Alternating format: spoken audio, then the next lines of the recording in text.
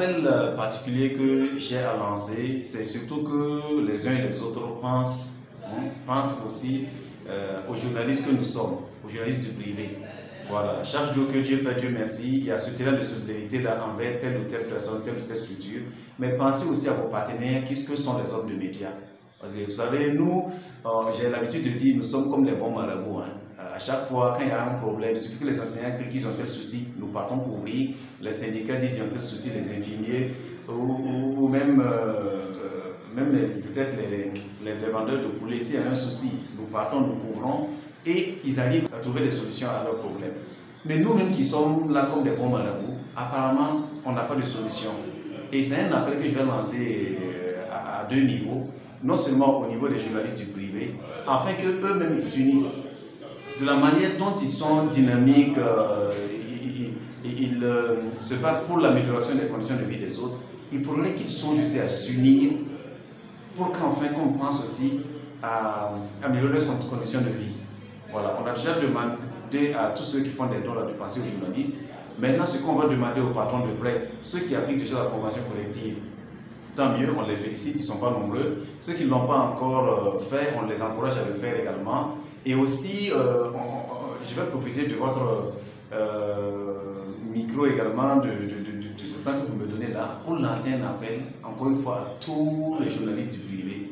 Il faut qu'on se batte pour la relecture et l'application de la convention collective. S'il faut faire une pétition dans ce sens-là, pour que nous puissions réunir les 30 000 signatures qu'il faut, qu'on puisse le faire, afin que l'Assemblée nationale la vote comme une loi contraignante, afin qu'à chaque fois qu'un promoteur de médias veut ouvrir son média, qu'on lui dise, tiens, tu as l'obligation de respecter la convention collective. Et je pense que c'est à ce niveau-là que nous allons pouvoir aller de l'avant. Mais maintenant, tout cela qui nous sollicite également, s'il est là pour des activités, lors de cette situation liée au Covid-19, bon, pensez aussi à nous encourager, à vous accompagner. Voilà. Parce que les gens font des dons, c'est bien, mais en même temps aussi, ce n'est pas au donateur de fournir le média invité en matériel de protection. Sauf si lui-même il le veut, sauf si lui-même il prévoit dans son package là, il dit bon tiens, j'ai invité tant de médias, dans le package je vais faire une dotation à chaque média ou à chaque journaliste que je vais inviter. Ça n'engage que lui, ce serait bien, mais ce n'est pas une obligation.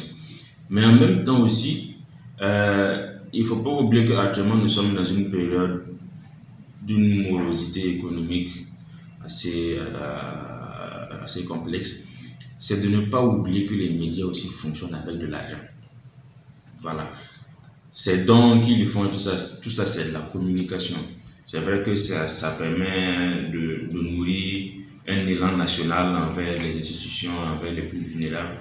Mais quand vous invitez un média ou quand vous invitez un journaliste à venir couvrir une activité, dites-vous que quelque part c'est parce qu'on le paye qu'il arrive à venir couvrir votre activité. Donc, les gens utilisent toujours qu'on appelle ça l'argument de oui, actuellement c'est compliqué, c'est pas très économiquement ça, ouais, mais vous avez eu quand même des millions pour aller faire des dons. Donc si vous avez eu des millions pour faire des dons, ce n'est pas quelques centaines de milliers pour aider le média à faire parler de votre don qui va être compliqué. Est-ce que vous voyez? Parce que l'actualité n'attend pas, parce que chaque minute compte. Nous l'avons conçu pour vous, Minute.bf. Restez au cœur de l'information minute après minute sur www.minute.bf. Journal d'information continue, accessible partout et en tout temps. Minute.bf vous fournit des informations fiables et professionnelles. Minute.bf, c'est toute l'actualité du Burkina et du reste du monde en un clic. Minute.bf, l'actualité en continu.